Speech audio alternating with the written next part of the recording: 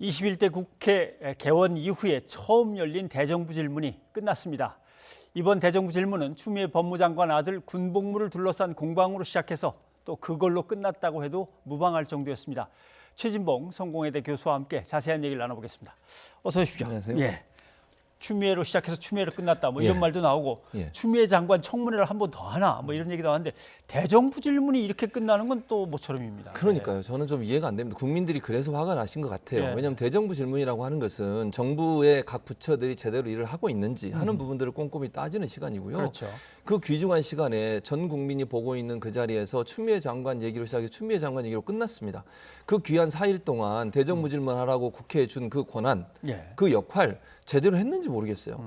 얼마나 답답했으면 정세균 총리까지 나서서 제발 마지막 날이 오늘은 대정부 질문 좀 해달라 이렇게 요구하는 거 아니겠습니까? 저는 그렇죠. 국민들이 볼 때 이런 현상에 대해서 뭐 예컨대 추미애 장관 관련해서 법사위에서 따로 현안 질의를 할 수도 있는 거잖아요. 또 4일 중에 하루 정도 그렇게 했다면 또 이해는 하겠습니다. 4일 내내 질의한 분들이 전부 다 그런 얘기를 하고 있으니 국민들 볼 때 좀 답답하다 이런 생각이 드셨을 것 같습니다. 그래서 어떤 분이 그러는데 국회에 국민이 없더라. 예. 국민에 대한 얘기가 하나도 없고 국민이 발언한 바에 대한 논의가 하나도 없더라. 뭐 그런 얘기를 하시던데, 추미애 장관이 이 국회가 열리기 전에 이제 맨 처음에 이 문제가 불거졌을 때는 뭐 소설 쓰시네 그렇죠. 하면서 좀 일축하는 태도로 예. 하다가 또 사과도 하고 예. 또 국회를 나름대로 쭉 진행을 하는 것 같은데 마지막 날에는 상당히 좀 격앙됐던 것 같은데 그걸 한번 잠깐 들어보겠습니다. 예. 그러시죠. 검찰이 장관을 소환할 가능성도 있다고 하던데 소환하면 응하실 겁니까? 그것이 바로 정쟁이고 정치 공세라고 하는 겁니다. 그런 걸 노리는 것이 무슨 혐의에 구체적인 근거가 있고 수사에 단서가 있어야 하는 것임에도 불구하고 그것을 노려서 지난 몇 달간 여기까지 끌고 왔지 않습니까? 예. 너무 오래 계속 이 문제를 가지고 하니까 아마 질렸던 모양입니다. 네, 그렇습니다. 그리고 저는 이렇게 생각합니다. 일단 검찰이 국방부 압수수색에서 녹취록까지 가져갔다고 지금 얘기가 나오고 있는 상황 아니겠습니까? 그러면 그 조사를 통해서 결과가 나올 때까지 좀 기다려도 되는 거 아니겠습니까? 왜냐하면 지금 야당에서 여러 가지 의혹을 제기하고 있는데 그 의혹과 관련해서 추미애 장관이나 측근들이 직접적인 연루가 돼 있다고 하는 증거는 아직까지 나온 게 없습니다. 그냥 전원을 들어서 얘기하거나 옆에서 얘기한 거 듣고서 얘기하거나 이런 분들의 말만 가지고 녹취록을 가지고서 지금 의혹을 제기하고 있는데 의혹이 제기됐고 추미애 장관 변호인 측에서는 어쨌든 서씨 변호인 측에서는 이게 사실이 아니라고 지금 얘기를 하고 있잖아요. 해명이 되고 있고 또 카투사에 있는 병사들도 지금 야당에서 주장하는 병사의 주장은 또 다르고 또 추미애 장관 측에서 얘기하는 병사의 입장은 또 다릅니다.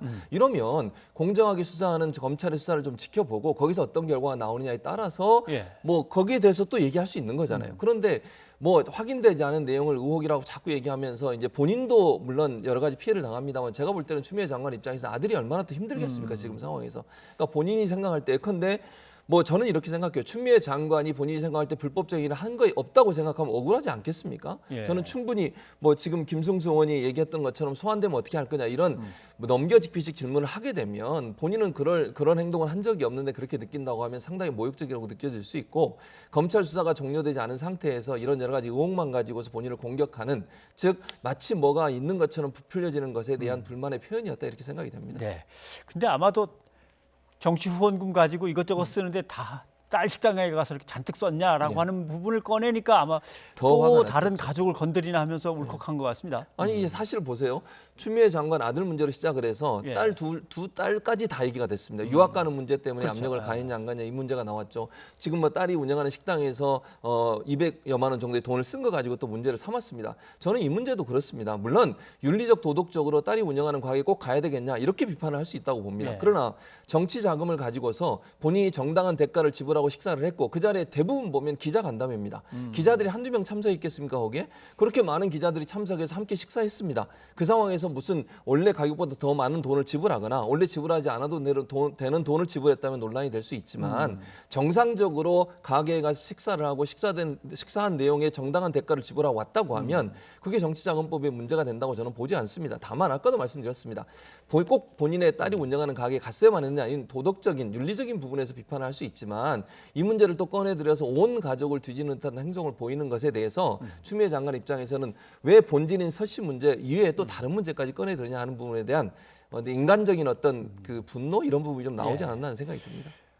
코로나19의 절박한 상황 속에서 민생의 어떤 그 어려움을 얘기해야 될 이제 그 자리였는데 예. 이게 자꾸 그냥 이쪽으로만 가니까 정세균 국회의장이 나중에 결국 나서긴 했는데 좀 일찍 나섰어야 될 것 같은 생각도 듭니다. 그러니까요. 첫날, 둘째 날 때 저는 나섰어야 된다고 생각을 해요. 그러나 이제 아무래도 총리 입장에서 야당을 자극할 수도 있잖아요. 이런 예. 말씀을 만약에 이튿날 했다고 쳐보십시오. 야당이 가만히 있었겠습니까? 또 뭐라고 또 계속 공격을 했을 겁니다. 그래서 아마 참다 마지막 날 대정부 질문까지도 그런 형태로 운영이 되다 보니까 총리 입장에서는 국정을 어쨌든 내각을 책임지는 총리잖아요. 그런 차원에서 본다고 하면 정말 국민들이 알고 싶어하는 그런 내용들의 질문을 해달라고 요청할 수밖에 없었던 상황이었다는 생각이 듭니다. 좀 정세균 총리가 나하고 좀 정치 얘기 좀 합시다라는 그런 얘기까지 얘기를 꺼낼 정도였으니까요. 사실 이번에 할 일이 정말 많습니다. 코로나19도 있고 추경 예산도 있고 그렇습니다. 검경 수사권 정리 뭐 마지막 정리할 맞습니다. 것들도 있고 했는데 그럼 결국 아무것도 못 다뤘습니다. 예. 그래서 저는 문제라고 봅니다. 지금 국민들은요. 그래서 피로감이 더 쌓인다고 보여지거든요. 여론조사 결과들도 쭉 추이를 보면 처음에는 추미애 장관의 잘못된 부분이 있다라고 하는 부분이 더 여론조사가 높았다가 점점점 지지율이나 이런 부분에 보면 또 반등 나는 모습을 보이거든요. 저는 그게 국민들이 볼 때 여러 가지 의혹이 나왔지만 의혹을 뒷받침할 수 있는 결정적인 증거는 아직까지 나오고 있지 않는 상황에서 이걸 자꾸 정쟁으로 끌고 가려는 의도를 보이고 있는 야당에 대해서 상당히 실망감을 표현했다고 봅니다. 저는 야당은 의혹을 제기할 수 있다고 봐요. 그게 잘못됐다고 보진 않습니다. 다만 의혹을 제기했으면 그 의혹이 확실한 증거가 있을 때 더 많은 의혹을 제기하는 것이지 의혹이 뭐 확실한 증거가 없는 상태에서 누구한테 전해 들은 말 또는 어떤 사람의 편향된 성향을 보인다고 생각되는 사람의 말만 받아가지고 얘기를 하게 되면요. 국민들이 볼 때는 그게 공정성이 있을까 하는 부분에 의문을 제기하지 않겠습니까? 저는 그래서 의혹을 제기하시는 건 충분히 가능하지만 명확한 증거가 있을 때 사실관계를 좀 확인하신 이후에 의혹을 제기하셔야지 이렇게 계속 정쟁으로 몰고 가는 듯한 모습을 보이는 것은 국민적 동의를 얻는 데는 좀 어렵지 않겠나는 생각이 듭니다. 어떤 제1야당이 정쟁으로 일단 몰고 가고 있다고 하더라도 여당이 여기에 대해서 대응을 하는 것도 빨리빨리 사실만을 갖다 얘기하면서 방향을 바로 잡았어야 되는데 뭔가 감정 섞인 대응들을 하다 보니까 여기서 또 엉키고 한 것 같습니다. 예, 맞습니다. 지금 지적하신 것처럼 예컨대 뭐 비유를 든데 윤봉길 의사를 비유를 들거나 이런 부분들은 좀 부족했다고 저는 생각을 해요. 왜냐하면 그리고 또 뭐 여러 가지 말 중에 국민들이 볼 때 좀 너무 감싸는 건 아니냐 이런 생각이 들 정도의 어떤 그 예를 들거나 아니면 그런 어떤 모습을 보인 것은 저는 타당하지 않다고 봅니다. 그래서 정말 이거는 팩트에 근거해서 모든 걸 해야 된다고 봅니다. 국방부에서 이미 밝혔고 검찰도 수사를 하고 있기 때문에 그 내용이 사실이냐 아니냐를 국방부나 아니면 검찰의 조사를 통해서 나오게 될 것이고요. 거기에 근거해서 얘기를 해야 되는데 너무 이제 정치적으로 양쪽이 나누어져서 여야가 본인들의 입장만 내세우는 정치적 쟁점이 돼버리니까 정쟁으로 흐를 수밖에 없는 것이고 그러면 팩트보다는 사실 정치적 논란만 남아버리는 이런 상황이 됐다고 볼 수 있겠죠. 사실 민주 정치 제도니까 어떤 권력이 어떤 권력에게 견제를 받고 또 이 권력은 또 다른 권력에게 견제를 받고 이렇게 돌아가면서 견제를 하게 돼 있는데 여기서 벗어나서 도저히 안 되면 언론이 나서줘야 되는데 언론은 뭐 계속 의혹을 받아쓰기만 한다든가 의혹을 제기했다가 오보이면은 슬그머니 들어갔다가 또 다른 걸 갖고 나온다든가 언론도 좀 책임은 있는 그럼 책임 있죠. 뭐 한 가지 예만 드리겠습니다. 신원식 의원이 얘기했던 것 중에 신원식 의원이 직접 전한 그러니까 제보를 받아서 얘기했던 얘기 중에 뭐 추미애 장관 남편하고 시어머니가 오셨는데 그분들 앉혀놓고 40분 동안 교육을 시켰다 이런 얘기가 있었잖아요. 그게 나중에 오보로 나타났습니다. 그러면 그런 얘기가 제보가 들어오면 언론사 입장에 이게 사실인지 아닌지 확인해 봐야 되는 거 아닙니까? 그래서 사실에 가까울 때 그걸 보도를 해야 되는데 그냥 누군가 한마디 하면 그걸 받아서 그대로 써버리면 이 기사가 나가면요 일반 국민들이나 시청자 독자가 볼 때는 이 기사가 사실인 것으로 오인할 수 있어요. 나중에 이걸 바로 잡아도 그 내용을 제대로 나중에 듣지 못하는 경우도 생길 수 있고요. 그러면 여론에 아주 안 좋은 영향을 미칠 수 있는 겁니다. 그래서 언론은 사실관계를 확인한 다음에 취재하고 보도를 해야 되는데 그런 과정 없이 그냥 야당 국회의원이나 아니면 누군가 제보자가 얘기하면 그걸 그대로 받아 쓰면 결국 그것이 나중에 사실이 아닐 경우에 그 책임은 아무도 지지 않는 이런 모습을 보이는 것은 국민 앞에 신뢰를 잃는 모습이 아닌가 하는 생각이 듭니다. 우선 남은 국회 일정은 좀 착실하게 진행이 됐으면 좋겠습니다. 추 교수님 고맙습니다. 감사합니다.